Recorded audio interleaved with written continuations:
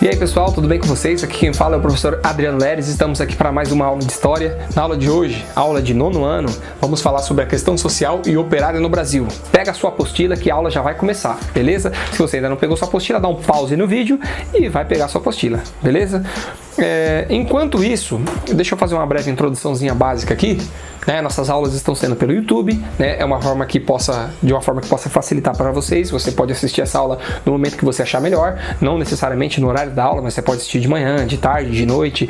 E se você tiver alguma dúvida, você pode deixar nos comentários aí que eu estou respondendo sempre quase que de imediato, a não ser enquanto eu estou gravando, editando essas aulas, porque dá um certo trabalho para gravar e editar, certo?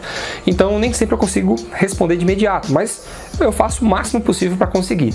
Vocês também têm meus contatos de WhatsApp, que está no grupo da sala, tá? Então eu vou tentar responder lá também de imediato, não no grupo, mas você pode mandar sua pergunta no privado, porque eu estou em muitos grupos de muitas escolas, então a hora que você precisa, eu não sei se eu vou conseguir responder no grupo, porque eu dou preferência para responder no privado, porque no privado às vezes é uma dúvida, uma urgência, então às vezes a pessoa só tem internet naquele momento, então eu tento responder mais no privado, os grupos eu deixo para ver depois, ou eu marco tudo como lido, porque não dá para acompanhar não, é muita coisa, tá? Outra coisa, no YouTube, deixa eu falar sobre alguns recursos legais do YouTube. Primeiro que a gente pode interagir por aqui, você pode deixar seu comentário sobre uma pergunta, sobre uma sugestão, uma crítica. E uma crítica que eu recebi aqui no YouTube, não sei se foi no 9º ano, vídeo de 9º, mas eu achei legal tornar público para todos. Porque tem uma pessoa que comentou, um aluno, um pai, e ele falou assim: professor, você está falando muito rápido e a gente não está conseguindo acompanhar. Aí eu pensei comigo aqui o seguinte: poxa, eu acho que eles não sabem desse recurso do YouTube, então vou falar aqui agora. O YouTube tem um recurso que você consegue vir aqui embaixo, não sei se é aqui embaixo que tem o ícone de configuração, não sei. Tem um ícone aqui que você consegue modificar a velocidade do vídeo. Então você consegue tornar o vídeo mais lento ou o vídeo mais rápido. Então, por exemplo, se você acha que eu estou falando que nem esse aluno ou pai, não sei quem comentou, achou que eu estava falando muito rápido, então tem a opção de você diminuir a velocidade. Agora, quem acha que eu estou falando ainda muito lento, porque pode ter gente que fala assim: ah, professor, poxa, um vídeo de 15, 20 minutos, poxa, muito tempo, vai ainda realizar exercícios da apostila, eu vou ficar mais de 2 aulas fazendo isso. Entendeu? Porque a gente tem 2 aulas de história, vai ficar muito mais que 2 aulas fazendo isso. Então o que você faz? Você pode otimizar seu tempo. Se você consegue acompanhar o que eu estou falando aqui, você consegue aumentar a velocidade do vídeo. Então eu vou falar muito mais rápido. Se você conseguir acompanhar, beleza. Se você não conseguir, você vai ter que diminuir a velocidade mesmo. Agora, eu consigo. Tem vídeos que eu consigo acelerar e consigo acompanhar naturalmente. Outra opção legal também é se você tem problema auditivo, dificuldade para ouvir, você consegue ativar aqui a legenda. Eu acho que aqui em cima, aqui close caption, você consegue ativar a legenda. Então o YouTube, ele legenda automaticamente o que eu estou falando. Isso é bem legal, porque ajuda pessoas com dificuldade auditiva, tá certo? E também você pode aumentar o volume se você somente não escuta muito bem, mas você pode aumentar o volume, bota um fone de ouvido, beleza? E aí você consegue assistir essa aula no momento que você achar melhor. De manhã, de tarde, de noite, a hora que seu pai chegar com o celular, a hora que o vizinho emprestou o Wi-Fi, ou a hora que você conseguiu ir na casa do seu parente, não sei. Então é isso, tá? Se vocês precisarem de ajuda, pode mandar mensagem no WhatsApp, no privado, que eu tô tentando ajudar o máximo de alunos possíveis. E é isso, tá bom? Pode deixar nos comentários aí também, que eu tô sempre respondendo de imediato. Então na aula de hoje, nós vamos falar aqui sobre o movimento operário. Eu tô já com a minha apostila em mãos, nós vamos da página 21 até a 29, A 21 a gente já respondeu, que é da aula passada, mas tem um textinho pequeno aqui, ó. Gente, vocês podem ler o texto a hora que vocês acharem melhor, tá? Não precisa esperar o professor mandar ler ou explicar na aula, não. Tô aqui explicando, mas vocês podem ler o texto a hora que vocês acharem melhor, tá bom? Pode até ler depois, porque quando eu for explicar, vocês já estão mais ou menos que sabendo disso que eu tô falando. Aí o que vocês podem fazer também? Anotar as dúvidas. Você lê toda a apostila, vai lendo a apostila, mesmo se o professor pedir, principalmente se você gosta de história, tem que ler. E aí você anota as dúvidas. Então vem nos comentários aqui e coloca a dúvida, beleza? Então vamos lá, começando a falar sobre a questão social e operária no Brasil, tá? Que é o assunto da aula de hoje. O que é questão social e operária? São os movimentos de contestação que vai surgir no Brasil, não tinha isso? Por que é importante falar sobre essa situação? O Brasil, as relações de trabalho no Brasil, o que é relação de trabalho? É a forma que o patrão lida com o funcionário, certo? É mais ou menos isso.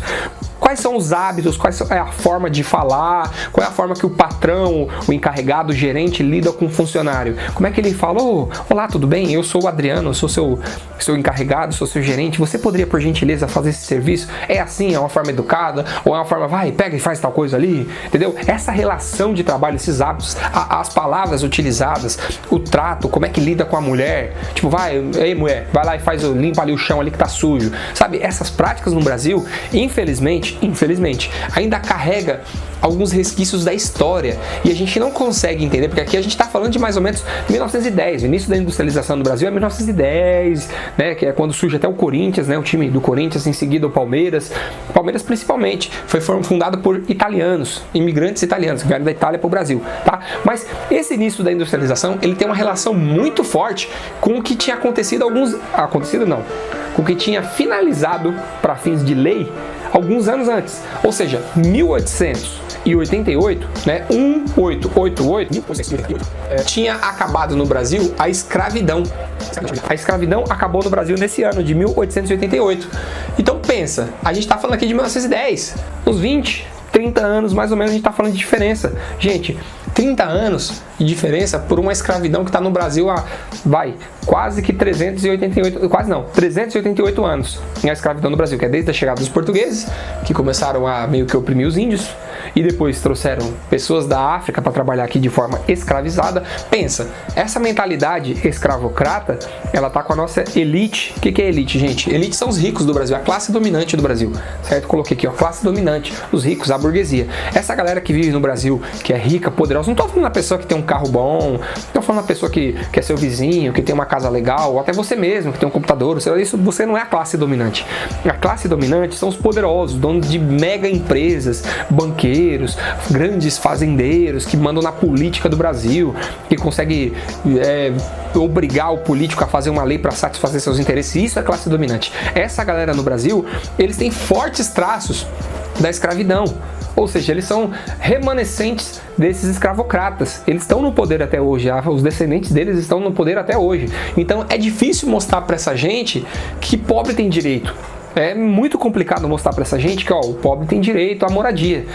Direito à moradia, vieram lá da África pra cá, a gente ainda ajudou eles, demos comida pra eles, aí ainda quer casa, vai se virar, entendeu? Então eles têm uma mentalidade escravocrata, tem uma mentalidade de que o pobre tem que se ferrar mesmo. Então quando eles observam pobres se dando bem na vida, o que é se dando bem? Tipo você que tá me assistindo esse vídeo, você passa numa faculdade pra fazer direito e depois você vira advogado, aí você vira promotor de justiça, juiz, aí você vira, sei lá, presidente da república, entendeu? Eles não vão ver isso com bons olhos. Eles acham que é uma afronta, tá certo? Então, só para vocês entenderem mais ou menos, essa mentalidade, né, a história dessa mentalidade escravocrata nas relações de trabalho. Entendeu?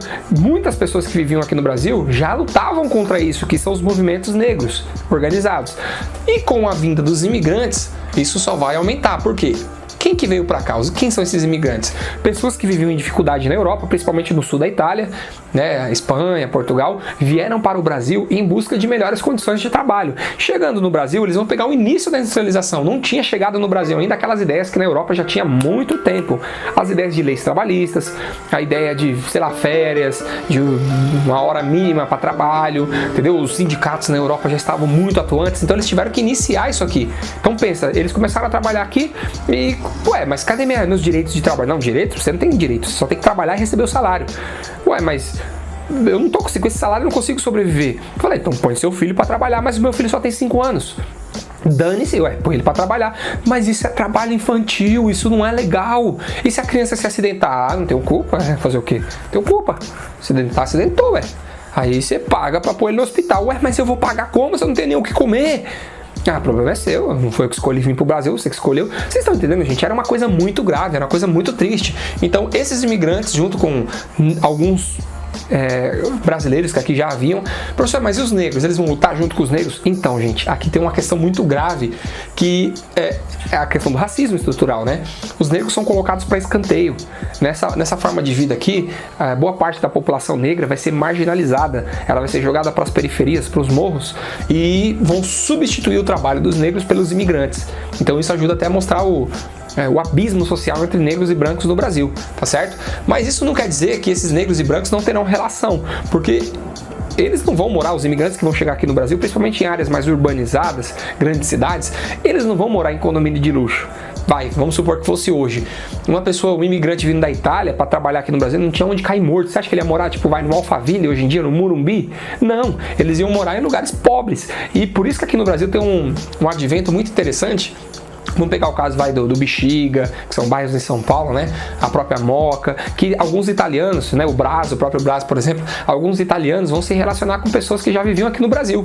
Então o Brasil é marcado muito forte por ser um país multicultural. Por conta da miscigenação, negros e brancos no Brasil, eles vão interagir. Eu não vou falar que essa convivência é super natural, acontece super bem. Não, porque aqui no Brasil tem racismo sim, certo? Mas, diferente de outros países, aqui no Brasil vai acontecer a miscigenação. Pensa, por exemplo, eu sou descendente de italiano. Por parte de pai, sou descendente de italiano. Já por parte de mãe, eu sou afrodescendente. Minha mãe era negra. É que faleceu, por isso que eu falei era. Mas minha mãe era negra. Por que isso aconteceu? Por conta das periferias. Meu pai, filho de italiano, ele acabou conhecendo a minha mãe e não vou falar que não tem preconceito, né, das famílias, algumas famílias brancas, claro que tem um preconceito, mas o que eu quero dizer é que isso não impediu de forma generalizada, em grande escala, de que os brancos e negros tivessem relação, certo? Se casassem e viessem a ter filhos. No Brasil, isso não aconteceu, né? A política de segregação, de separação, certo? Espero que tenha sido claro aí.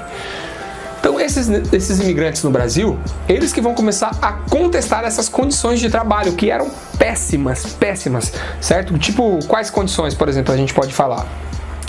Podemos falar sobre não tinha as 8 horas de trabalho, não tinha férias, 13º, porque eu vou falar algumas coisas de hoje, tá? Crianças trabalhando, isso havia muito acidente com essas crianças, certo? Então tá na própria apostila aí, vocês vão ver aí. Deixa eu ver aqui onde fala. Daqui. Cadê? Trabalho e condições de vida, tá na página 22. Aqui, ó. O número de horas que os operários brasileiros trabalhavam por dia nesse período depende de cada patrão. De modo geral, operavam em média das 7 horas da manhã até as 9 da noite, uma vez que o período de horas trabalhado por dia só foi determinado na lei de 1930. O que mais aqui? 18 horas por dia, sem qualquer proteção contra acidente de trabalho, além de não ter estabilidade, então você podia ser mandado embora a qualquer momento, não tinha descanso, licença médica, férias, os salários eram muito baixos, mulheres e crianças não recebiam tratamento diferenciado. Então, é isso, tá certo? Então, por exemplo, a mulher era tratada igual o homem. Mas tem que ser tratada igual o homem. Não, gente, porque a mulher, ela tem filhos, a mulher tem toda uma questão de que ela merece uma justiça diferente com relação ao homem, tá certo? Então isso vai incentivar muitas lutas políticas. A gente pode destacar uma aqui, como por exemplo o caso da Maria Lacerda de Moura e também da Berta Lutz, que elas vão criar a Liga pela Emancipação da Mulher, que vai ser as primeiras lutas por defesa dos direitos da mulher. É o que a gente chama de feminismo. E isso é importante não só no país atual, mas desde sempre, porque a mulher não podia votar. Então elas vão reivindicar aqui o direito feminino ao voto. E isso é importante, porque elas vão passar a querer eleger os seus representantes, tá certo? Tanto que a gente pode destacar aqui a Alzira Soriano, ela vai ser a primeira vez, né, que uma mulher vai chegar a um cargo de prefeita, ao cargo político, né, de representação política, na cidade de Lages, no Rio Grande do Norte. Tá na apostila aí, se vocês quiserem ler melhor, na página 23, tá certo? Na página 23 da apostila tem até uma foto da Berta Lutz e da Maria Lacerda de Moura, expoentes do movimento feminista no Brasil na década de 1920, tá bom? Então é isso aí, espero que vocês estejam entendendo. Qualquer coisa deixa nos comentários aí, certo? Vamos lá, tem um exercício que a gente vai fazer aqui na página 24. Está focando aí, por causa da claridade, página 24. Então eu vou ler um texto aqui e a gente vai responder juntos esse exercício. A carteira de trabalho e previdência social, que é a carteira azulzinha lá, né? Seu pai deve ter, ou você talvez já deve ter visto isso, tá? É um documento, então o que é a carteira de trabalho? É um documento obrigatório para quem vai prestar algum tipo de serviço profissional no Brasil. É um dos únicos documentos a reproduzir, esclarecer e comprovar dados sobre a vida funcional do trabalhador.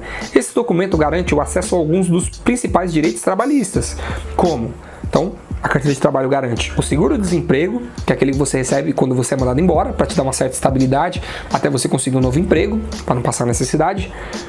Benefícios previdenciários. O que é previdência, gente? Previdência que vai prover por você quando você não estiver trabalhando. Por exemplo, o INSS, ele garante quando você sofre um acidente de trabalho, você receber por conta da sua contribuição quando você estava trabalhando, tá certo? E aposentadoria, e por aí vai. E fundo de garantia de tempo de serviço. O fundo de garantia é um dinheiro que você vai depositando por mês quando você está trabalhando, para que você possa pegar depois quando você for mandado embora. Então você pode usar, hoje em dia, você pode usar esse fundo de garantia quando você é mandado embora para poder, sei lá, se manter, fazer um novo curso. Você pode usar muitas pessoas usam para construção, para comprar terreno, casa e por aí vai. Eu usei o meu para financiar meu apartamento. Programa de integração social, que é o PIS, entre outros, tá bom? Ainda hoje, muitos jovens brasileiros são obrigados a trabalhar desde cedo, antes mesmo de concluir os estudos. Trabalham em condições precárias e recebem baixos salários. Em outros casos, crianças são exploradas para complementar a renda da família. Analisando esse contexto, que semelhanças e diferenças você pode apontar entre as condições de trabalho existentes entre as décadas de 1910 e 20 e as atuais? Então você pode falar aí, você já viu alguma criança trabalhando no farol? Você já viu alguma criança trabalhando? Você já foi na feira, viu uma criança trabalhando, ajudando os pais? E aí, você pode... A gente viu aqui algumas condições de trabalho, né? Desde a época da industrialização, lá da Revolução Industrial, ou até aqui no Brasil, que crianças sofriam acidentes de trabalho, mexiam em máquinas. Então, você pode destacar alguma semelhança entre os trabalhos de antes e de hoje? E diferenças, certo? É isso que ele está pedindo aí. Registre a seguir, né? Algumas semelhanças e diferenças, certo? Entre os trabalhos das crianças de antigamente e as crianças de hoje, tá bom? Dá um pause no vídeo para você responder. Soltou o pause? Então vamos continuar. Tá? Isso aqui eu falo também para que você possa ter um tempinho para responder. Então dá um pause no vídeo. Se você não entender a explicação, você pode voltar ao vídeo, tá bom? Se mesmo assim você não entender a explicação, você pode deixar nos comentários ou pode mandar mensagem para o professor no WhatsApp.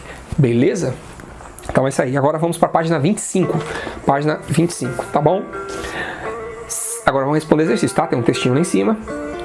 Segundo a ótica das camadas dominantes, então das classes dominantes que eu falei para vocês, que são os ricos, a burguesia, da Primeira República, a penetração das ideias libertárias. O que são ideias libertárias? São as ideias que eu acabei de falar, que vão vir pelos imigrantes, que vão trazer concepções anarquistas de mundo, certo? O que é anarquismo? Anarquismo quer dizer ausência de governo.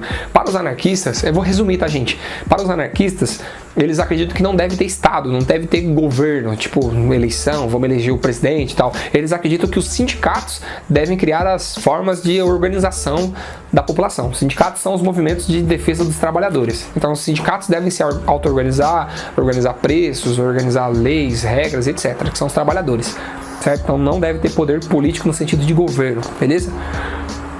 Tô resumindo, tá, gente? Depois vocês podem pesquisar com calma e entender melhor as concepções anarquistas de mundo, tá? Então vamos lá, voltando aqui, né?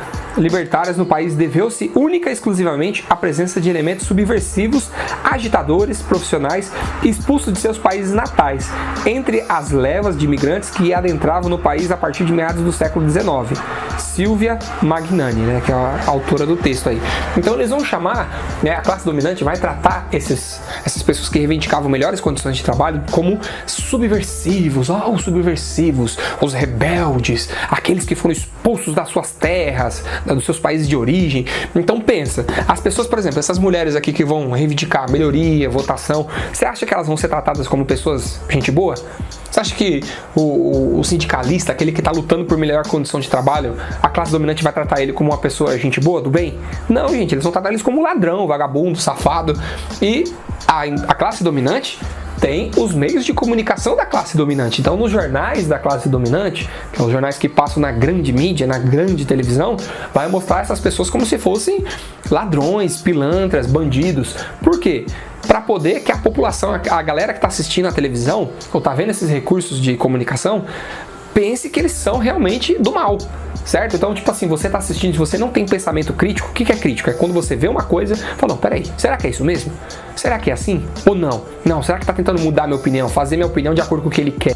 A classe dominante, ela vai querer formar o pensamento da classe dominante. Ela vai criar a própria forma de pensar para que chegue nos pobres. Agora, a classe dominante pensar assim, a classe dominante pensar, não, esses pobres aí não tem que ter direito nenhum, esses pobres não tem que votar, participar de política, essas mulheres aí não tem que votar, nada, que eles pensarem dessa forma, né? Tipo, a mulher tem que ficar em casa cuidando das crianças, não sei o quê.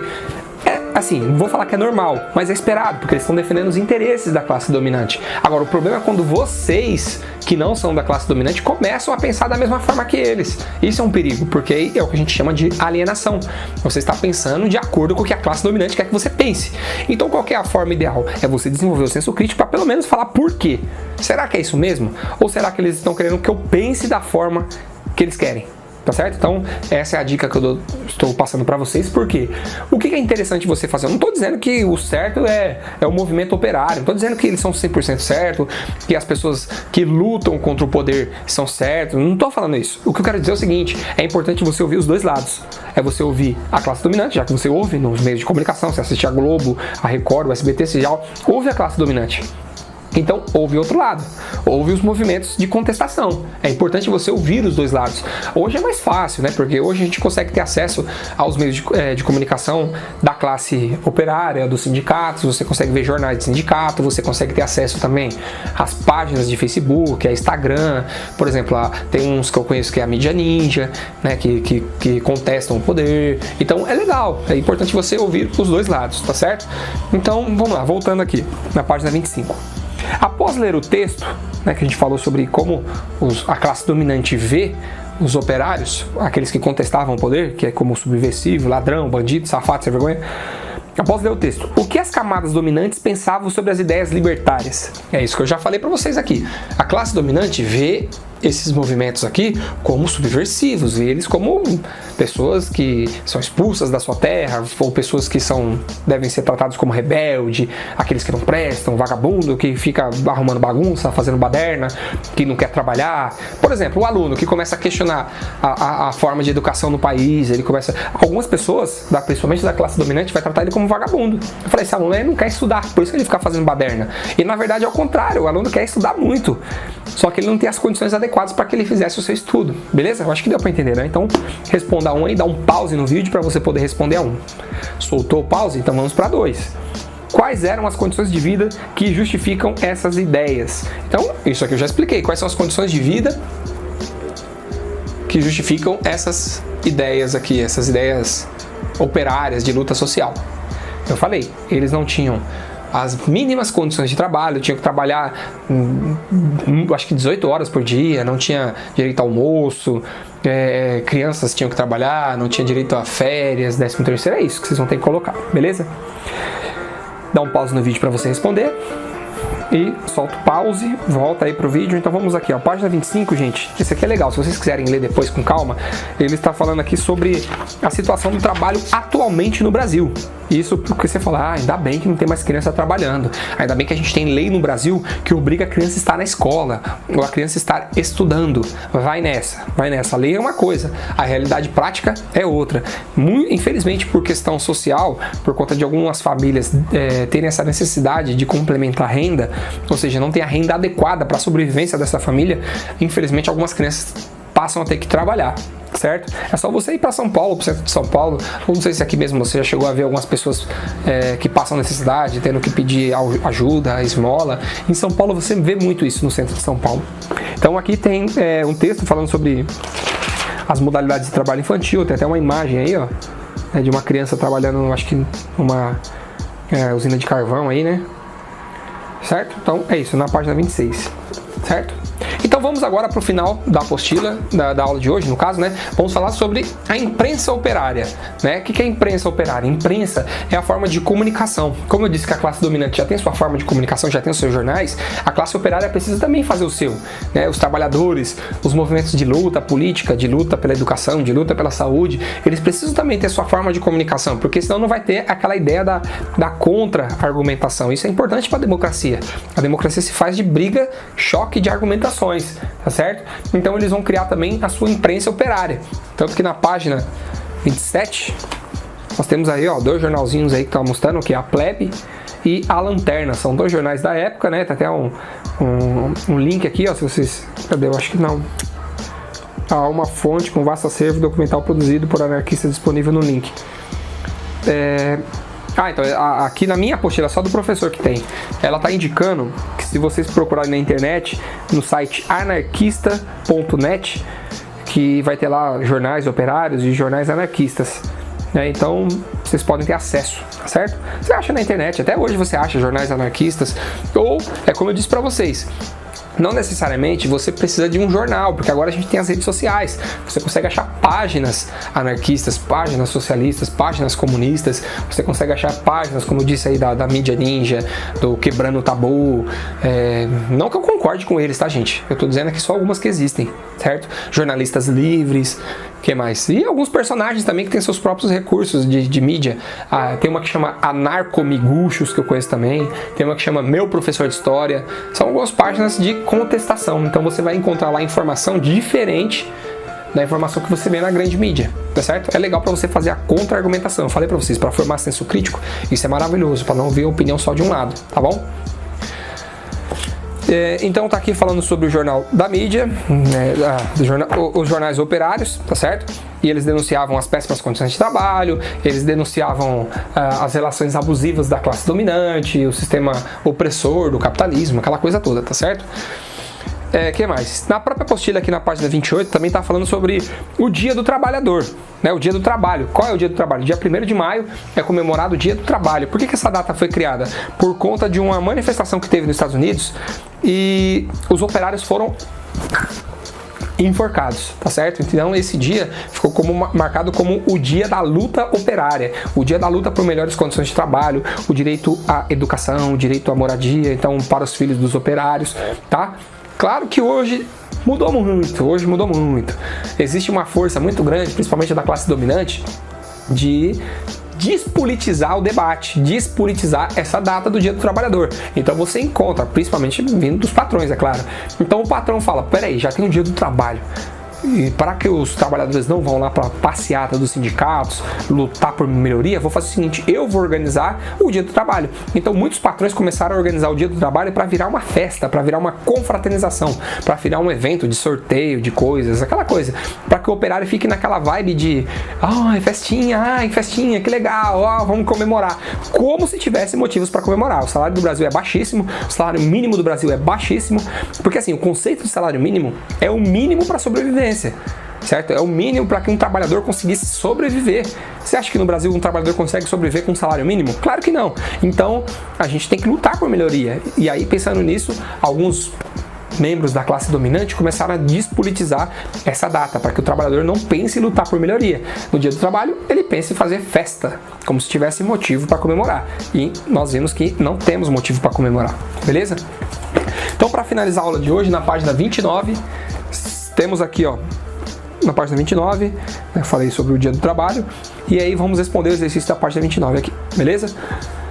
Participar das manifestações do dia 1º de maio significa lutar contra a desigualdade econômica e social, adquirir e dar continuidade a uma batalha que ia além da data e repercutir no dia a dia do trabalhador. Então foi isso que eu acabei de falar aqui, né? Participar de um ato do 1º de maio era lutar por melhoria de trabalho, melhoria de condições, aumento do salário, valorização, etc. O significado inicial do 1º de maio é ainda o mesmo para os trabalhadores dos tempos atuais? É isso que eu falei para vocês. Pergunta aí pro seu pai, pra sua mãe, pro seu tio, pro seu vizinho, pro seu irmão. Pergunta aí para algum adulto aí. Falou, pai, você sabe o que é o 1º de maio? Aí você vai falar, claro que sei, é o Dia do Trabalhador. E o que você faz no dia 1º de maio? Ele vai falar, não sei, eu descanso, porque é feriado, certo? Provavelmente ele vai falar isso. A não ser que seu pai é uma pessoa politizada, que já participa de sindicato, etc. Falou, se for uma pessoa politizada, ele vai falar assim, 1º de maio? 1º de maio eu luto por melhores condições de trabalho. Dia 1º de maio é um dia de mobilização, é um dia de luta, é um dia de refletir sobre como conseguir melhores condições de trabalho. Então é isso, beleza? Então, o que você vai responder? Você vai registrar sua opinião a seguir, certo? Se hoje, o 1º de maio, ele é tratado como sempre foi, desde os primeiros lutos, desde quando os operários foram enforcados até hoje, é a mesma concepção que se tem sobre o dia 1º de maio? Ou não? Modificou? Eu acabei de falar aqui que modificou. Atualmente, muitas pessoas veem o 1º de maio como uma data de confraternização, uma data de comemoração, como se houvessem motivos diversos para se comemorar, beleza? Então, espero que vocês estejam gostando desse tipo de aula. Eu finalizo a aula do 9º ano por aqui. Quem fala aqui é o professor Adriano Leres. E para finalizar essa aula, não esqueça de acessar aqui na descrição do vídeo, tem um formulário, que é do Google Forms, né? Um Google formulário, que você vai preencher com seu e-mail. Deixa eu explicar por quê. Esse formulário é onde registra a presença dessa aula, que você assistiu essa aula, que a gente interagiu. Então você vai preencher lá, tem a sua, o seu e-mail, você vai colocar seu e-mail, você vai colocar a sua sala, você vai colocar a sua escola que você estuda e um breve resumo da aula só para provar que você interagiu comigo, né? Então hoje eu falei sobre a luta operária no Brasil, falei sobre a imprensa operária, falei sobre a visão da classe dominante, falei também sobre as relações de trabalho que tem uma origem muito forte na escravidão, certo? Falei sobre as mulheres que vão lutar por melhorias. Então você escolhe alguma dessas coisas aí e coloca lá nessa parte que na resposta curta, né? Não dá para escrever textão, eu já nem deixei. Eu só quero ver se você participou da aula de hoje. Então coloca lá no Google Formulário. Se você está preenchendo todos esses, eu vou garantir uma nota muito boa para você, porque quer dizer que você está interagindo, você está participando, beleza? Então é isso daí. Deixa nos comentários aí também pra gente interagir bastante, para que um aluno veja o que o outro está comentando. Pode deixar uma crítica, sugestão e principalmente elogio, porque é muito bom. A gente está numa situação atual de pandemia, eu estou isolado aqui em isolamento social, gravando as minhas aulas, editando, dá um trabalho desgramado para fazer isso.